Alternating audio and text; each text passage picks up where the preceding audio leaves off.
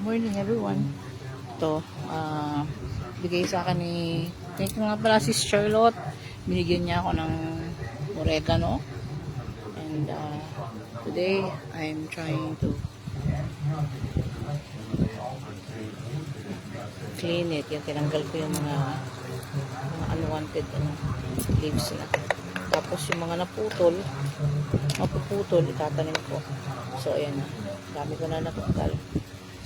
Yan, thank you sis Charlotte. Shout out sa'yo. Yan. Dami yan. Malaki siya.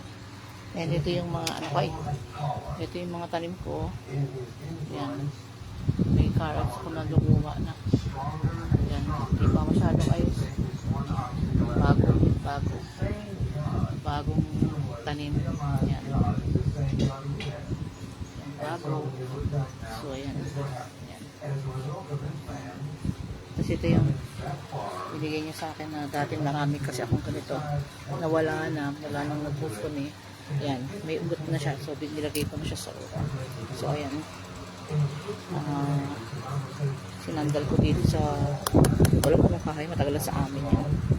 Sinandal ko yung oregano para so, kailangan tanggalin yung mga kasi gusto gagawin ko tong parang freshener sa loob ng bahay. Kasi kailangan tanggalin yung mga para tumubo ulit na bago. Kaya nito. Para tumubo ulit na bago. Kung nandito lang yung mama ko, sigurado ko siya magkakasikaso na. I'm sure siya mag-garden. Wala siyang garden, madami doon, halaman madami. So,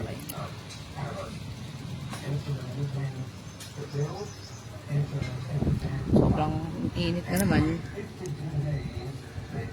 Panignig na naman yung lola.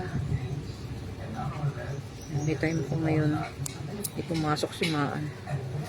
Sumayang pakaramdam pa kasi batak na may sakit. So, yung ibang ugat, kinano ko na. Yan. Para dumamit na siya. Meron pa dito ugat. May mga dahon ng santol na makadami. Oh, grabe dami. Tapos kalap ng mama. So, ito.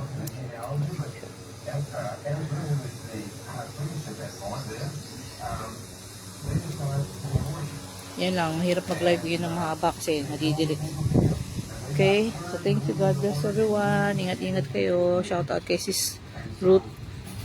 Mamaya sis, dadalawin ko yung ano mo. At sa iba din na talagang sumusuporta sa akin. God bless you all. Pasensya na. Kasi limit yung time ko. Samantalahin ko siya minsan sa kung ano yung pwede kong gawin sa bahay na tambak na eh. So ngayon gagawin kadaming kalat pa. Gagawin ng tolda yung doon para yung santol kasi namumulaklak na siya. 5 santol to eh, you know. Dito 2 tapos sa likod 3. Eh grabe ang kalat yun. So yun mga halaman. Ayan yung kaninang binidyohan ko sa rin. Tawag yata nito dinner plate na ibang klase. So yung mga buko ko kaso may kalat din isa eh. Hindi ang taas-taas na hindi na makuha. Hindi ko alam paano ang dami oh. Ang buko marami din ako sa labas. Yung water ko maiayusin ko pa na madispose. Maging pera naman siya paano. Konti. Pambiling tubig. Okay, God bless. Bye-bye na. Ingat kayo. At take care of your health. Lahat tayo mag-ingat sa panahon na to. Tapos ng malamig, mainit naman ang sunod. So, kakasakit pa rin tayo. Kasi yung lamok pa. Dengue naman. Hugasan ko pa mamaya at gagamitin ko freshener sa kitchen. Ito, napatulang ko na yun. Meron na yun.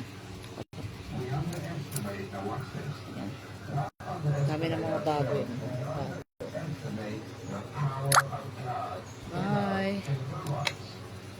God bless. Thank you. Support. Ingat-ingat.